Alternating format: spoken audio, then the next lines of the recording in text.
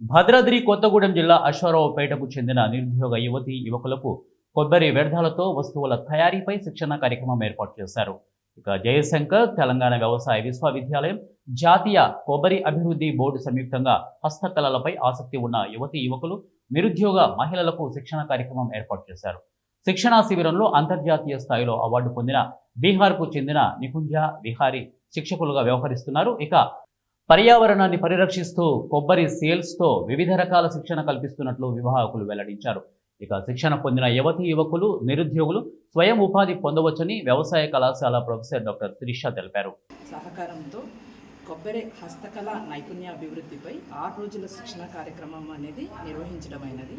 ఈ కార్యక్రమము జూన్ 30 నుండి జూలై 5వ తేదీ వరకు కొనసాగుతుంది.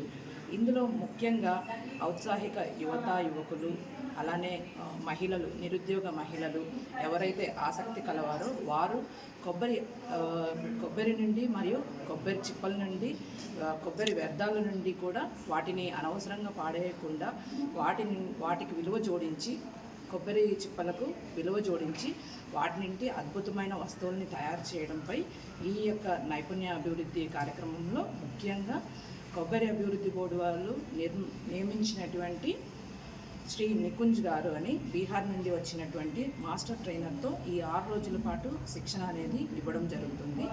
సో ఇందులో ముఖ్యంగా ఏంటంటే ఆసక్తి కల యువకులు, అలానే నిరుద్యోగ మహిళలు కూడా ఇందులో నేర్చుకుంటున్నారు. 15 మంది ముఖ్యంగా నేర్చుకుంటున్నారు. ఏంటంటే కొబ్బరి చిప్పల నుండి వాటిని ఎటువంటి వినూత్నమైన यहाँ पे कोकोनट बोर्ड के थ्रू ही हम आए हैं ट्रेनिंग देने के लिए। 1 से 1 सप्ताह का यहाँ पे ट्रेनिंग प्रोग्राम है। बच्चे लोग से आप पूछ सकते हैं किस तरह का प्रशिक्षण हो रहा है। प्रशिक्षण में मैं रद्दी सामान को जो वेस्ट है उसको मैं बेस्ट बनाता हूँ। अगर ये कोई नारियल 20 रुपये का है तो अगर कलाकार के अंदर हुनर है